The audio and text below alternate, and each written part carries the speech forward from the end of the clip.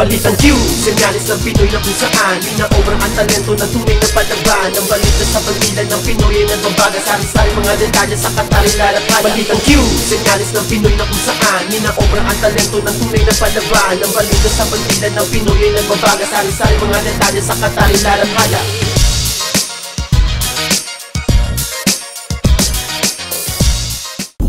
Po si Boy Manalo. Ako po ang punong volunteer, punong lingkod, since lang ito po ay tayong programa. Ang mga programa po natin, ito po ay yung IT program na tinatawag natin.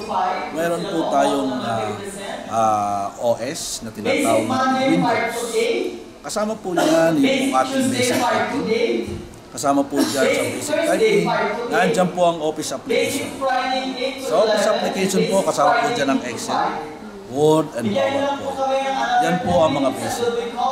Then meron din po tayong mga advanced courses. Kagaya po ng halimbawa, Photoshop Plus. Meron din po tayong Access. Meron din po tayo na PC Assembly and Troubleshooting and Networking. Meron din po tayong Web-based Design. So yun po ang mga courses na ino-offer po dito sa Microsoft Tulay or Dolly OWA Information Technology. Ngayon, ito po ay 6 months didactic lecture and training. Ito po ay rigid.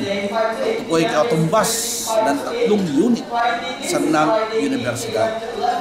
Kung paano po makapasok dito, ito po ay meron tayong mga requirement.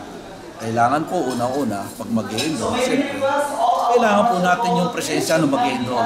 Yan po ang unang requirement natin. Pangalawa po natin requirement, siyempre, kailangan po natin ng kopya ng OWA membership. So sa OWA membership po, yan po natin malalaman na tutulungan po natin ang gobyerno na ma-dokumento yung mga Pilipinong OFW dito. Katulong po ang programa. Pangalawa po natin requirement, yung pong Xerox copy ng pasaporte. Siyempre, kailangan natin patunayan kung ikaw ba ay Pilipino talaga. Baka naman hindi ka Pilipino, ito yung Pilipinong programa. Pangatlo po natin kailangan ay yung pong visa mo sa Qatar.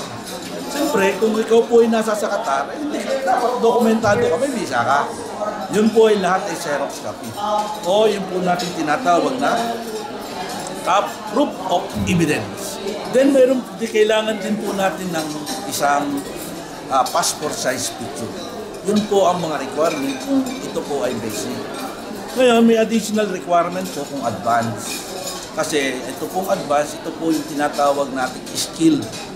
So, kung ikaw po ay kukuha ng advanced, ang additional na requirement, kailangan graduate ka po ng basic course or any computer-related course para po maibigay namin sa inyo ang advance.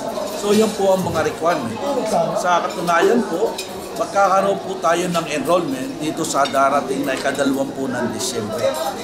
At para sa basic. At sa ika-27 ng Disyembre, para naman dito sa advance. So ito po ay first come first serve kasi limitado lamang po ang ating pong available na slot.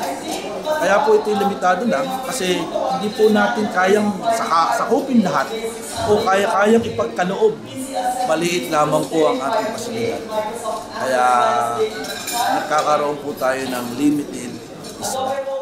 Kita po tayo sa Polo 1. Ito po ay isang programa ng gobyerno na dapat po nating i-avail.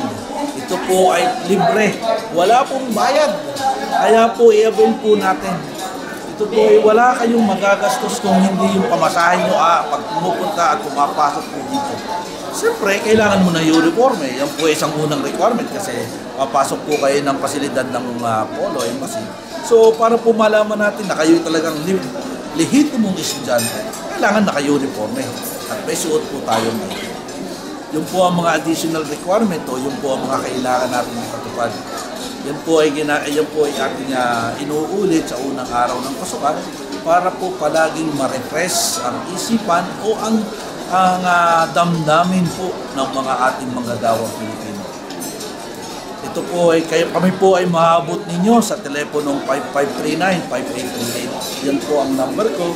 At pwede rin po kayong pumasok sa www.microsofttulay.com.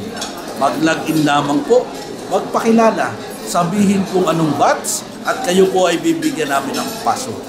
Ang ating pong webmaster ay nagbibigay ng password. Sa katunayan po, marami na po ang nahihikayat namin through internet. Maraming salamat po.